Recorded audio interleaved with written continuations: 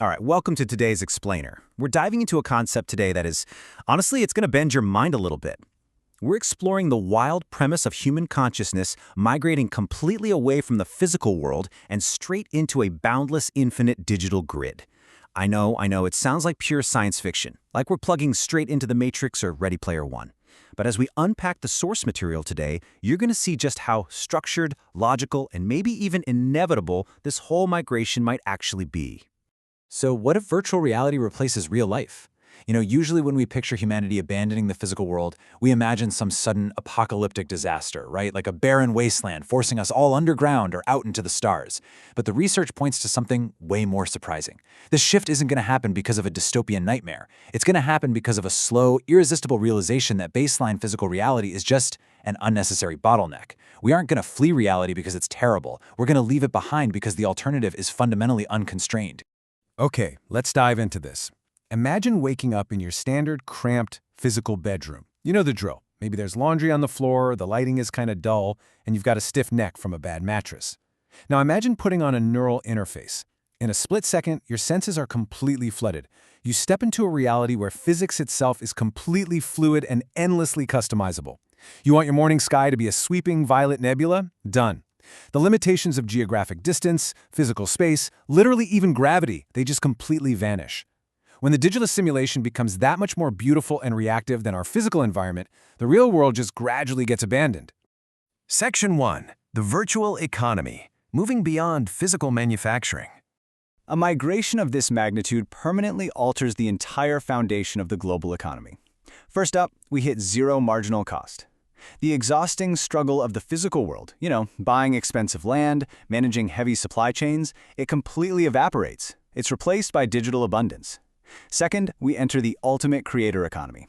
Think about it. One single creator could design a towering skyline or a hyper-immersive arena reaching billions of users without pouring a single drop of concrete. Because of this, we see a massive digital asset boom. Wealth pivots away from gold or hectares of land, it moves straight into cryptographic ownership over spatial environments and unique algorithmic avatars.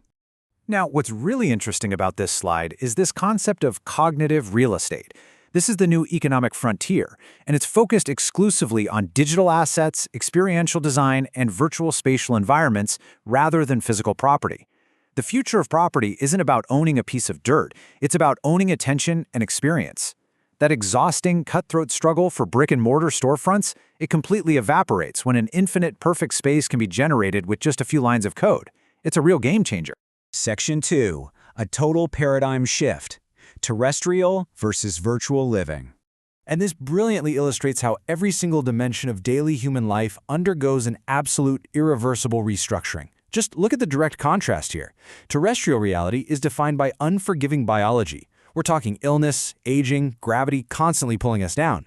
But in a fully integrated virtual reality, you have fluid customization and ageless avatars. We move from a scarcity-driven world right into a post-scarcity utopia. And the workspace? Say goodbye to gridlocked morning commutes. You just instantly manifest spatially wherever you need to be. Our social architecture untethers from local physical cities to become completely decentralized global hubs. Plus, our environmental footprint goes from massive industrial pollution to near zero physical waste. Section 3. The Caretaker Dilemma. The physical risk of a digital empire. Let's slow down for a second. Because moving humanity into a permanent digital simulation creates a deeply fragile, high-stakes paradox. Here is the dark, existential twist. While our minds are off exploring these infinite digital horizons, our physical, biological bodies are still sitting right here in the real world. And they still absolutely require basic metabolic support, nutrients, hydration, medical care. This creates a severe split in the human species. The vast majority of the population lives completely inside the high-fidelity dream of the simulation, while the physical world requires this massive, silent system just to keep everyone alive. Let's visually break down the silent, hyper-automated infrastructure required for this to actually work. Step 1. You have millions, maybe billions, of biological bodies resting in real-world life support pods. Step 2. Tending to them is a hyper-automated fleet of robotic caretakers, constantly administering metabolic support.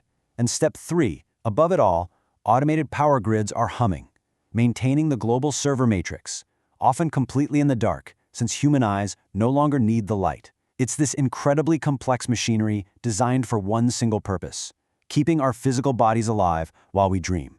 And that absolute reliance on automated tech brings us to a terrifying vulnerability. Let me read this exactly as it's stated in the source material, because the stakes here are immense. If a massive solar flare, a catastrophic hardware failure, or a deep systemic glitch ever disrupts the server farms, billions of human lives could be instantly paused or permanently wiped out in a single millisecond. Just sit with the sheer weight of that statement for a moment. It exposes just how fragile an empire built entirely on code truly is. Section 4. Building the Digital Future. The Strategic Blueprint for Creators. Okay, but let's pivot back to the opportunity here, because this radical transition isn't just about existential risk. For entrepreneurs and media architects right now, it is an empowering, unprecedented frontier. So the crucial point is this: you have to build for active participants inside the content, not flat displays. The era of building for someone sitting passively in front of a 2D screen, it's over. Success belongs to those who capture attention in 3D, hyper-reactive landscapes. You need to create digital experiences that feel more emotionally resonant and vastly more rewarding than baseline reality ever could. As we stand on the edge of this incredible migration to the virtual grid, the tools are already taking shape. So that leaves us with one final provocative question to reflect on. Are you ready to build the hyper-reactive landscapes of tomorrow? Thank you so much for joining me for this explainer. I really hope this deep dive has sparked your curiosity about our inevitable digital future. Until next time, keep learning.